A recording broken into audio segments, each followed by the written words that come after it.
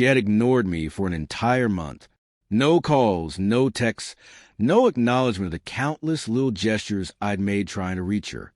For 30 days, it felt like I was living with a ghost, a woman who shared my home, but not my life.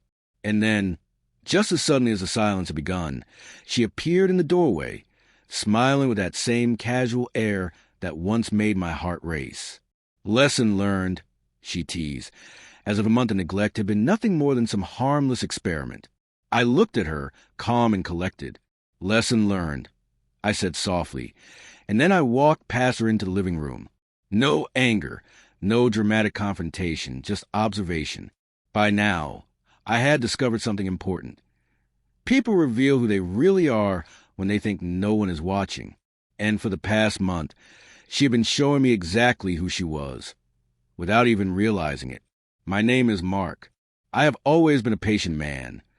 Patient in love, in conflict, in life. But patience is not weakness. It is not acceptance of disrespect, nor is it permission to be treated like you're invisible. Over 3 years, I had built a life with Sarah, a woman I thought shared my vision of partnership. There had been laughter, intimacy, shared goals. But slowly, things changed. The small touches grew fleeting. Conversations hollow, the warmth in her eyes replaced by indifference. I tried to bridge the gap with kindness. Little notes, her favorite meals, evenings dedicated just to us. Nothing worked.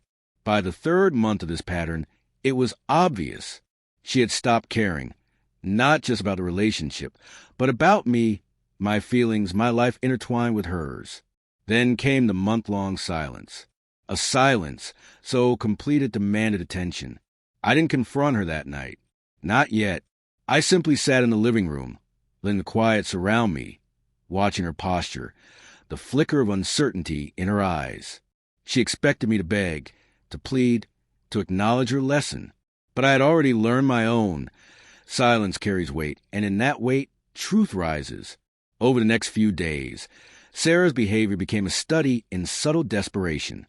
She tried to fill the void she had created, laughing too loudly at my jokes, hovering too close, offering explanations that felt rehearsed.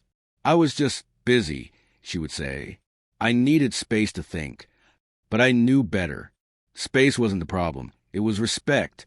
And respect, once lost, cannot be restored with excuses. I began noticing the patterns she had developed during her absence. Late-night messages to friends she never mentioned, sudden plans left unspoken, casual avoidance of shared responsibilities. Every small action, every oversight, painted a picture of a woman comfortable neglecting me, assuming I would always be there. It was deliberate, and I understood it. I did not react immediately. I continued my routines, maintaining a calm, measured presence. She tried to provoke me, testing whether I would respond with anger, guilt, or pleading, the same old ways that had let her behavior slide for so long. But I had changed. I had learned that patience is powerful, but observation is stronger. I let her attempts to regain control teach me more than they ever taught her. Then came the small confrontations, the half-hearted compliments, the attempts to draw me into meaningless conversation. "Mark, I really missed you," she said one morning, brushing past me in the kitchen. My eyes met hers, calm and steady. "I noticed." I replied simply, nothing more. I didn't need to give her the satisfaction of a reaction. I had seen the game she was playing and was no longer participating. By midweek, her anxiety became obvious. She tried subtle manipulation, asking about my plans, my friends, my work. But I maintained quiet distance, answering only with neutral facts. Each attempt to provoke emotion was met with composure. She began to see that the man she thought she could control had changed. The person she once mocked, ignored, and dismissed was now fully aware and no longer yielding. The dynamic had shifted. Sarah assumed returning after a month of neglect would reset the balance. She was wrong. The silence, the absence, had revealed truths she could no longer ignore about our relationship and about my own strength. By the weekend, she tried to reestablish normalcy, expecting me to fall back into old patterns. "Let's have a date night," she suggested, casual, almost playful. but I had learned that casual words often hide intentions. I paused, considering her carefully. Then I said, "Not tonight." Simple, firm, no explanation, no apology, no opening for manipulation. At first, her reaction was subtle, a flicker of frustration, a pause in her voice.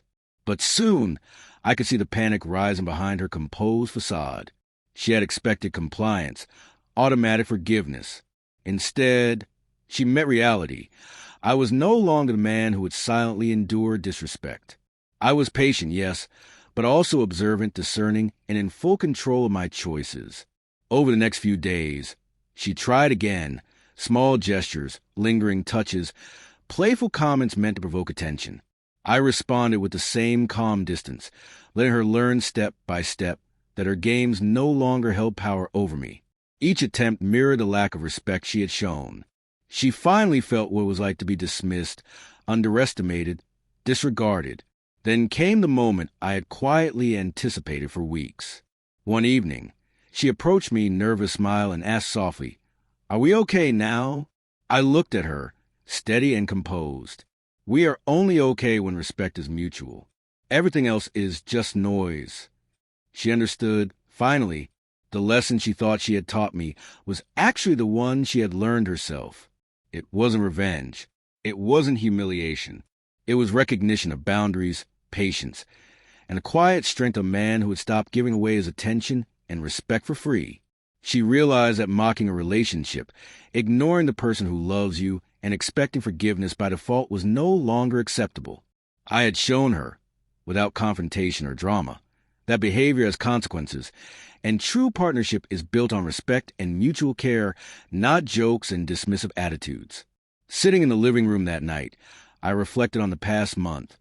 The silence, the observation, the subtle shifts in power.